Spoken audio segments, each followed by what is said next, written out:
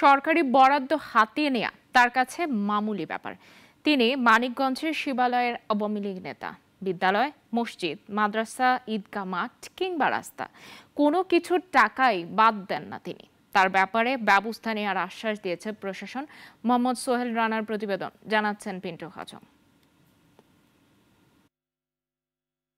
মানিকগঞ্জের শিবালয় উপজেলা আওয়ামী লীগের সদস্য আব্দুল মান্নান খান। তার বিরুদ্ধে অভিযোগ, তিনি গত 4 বছরে কোনো কাজ না করেই 11টি প্রকল্পের সরকারি বরাদ্দের টাকা হাতিয়ে নিয়েছেন।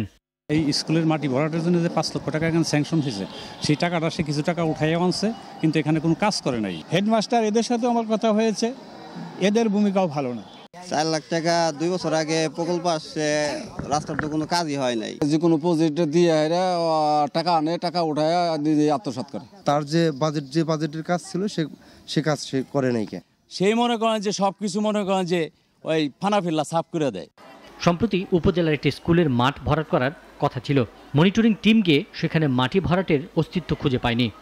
আমরা জানি স্কুলে 5 লক্ষ টাকার একটা প্রজেক্ট মাটি ভরাটের পাস হয়েছে, কিন্তু সেই প্রজেক্টে কোনো মাটি বিদ্যালয়ের প্রাঙ্গণে নেই বা দৃশ্যমান নেই।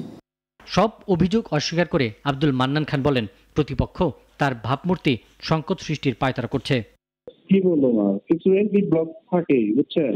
জি জি, এই ব্লক যে কাজ সেগুলো করে, ওগুলো নিয়ে আমি অতটা চিন্তিত না ভাই।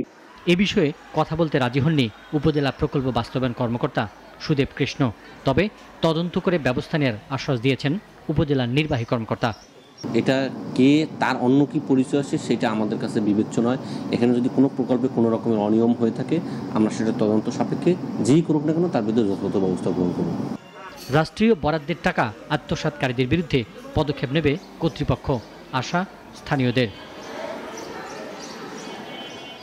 পিন্টু হাজং, নাগরিক। একমাত্র ওয়ালটন এসি দিচ্ছে 1 বছরের রিপ্লেসমেন্ট গ্যারান্টি এবং কম্প্রেসারের 10 বছরের গ্যারান্টি।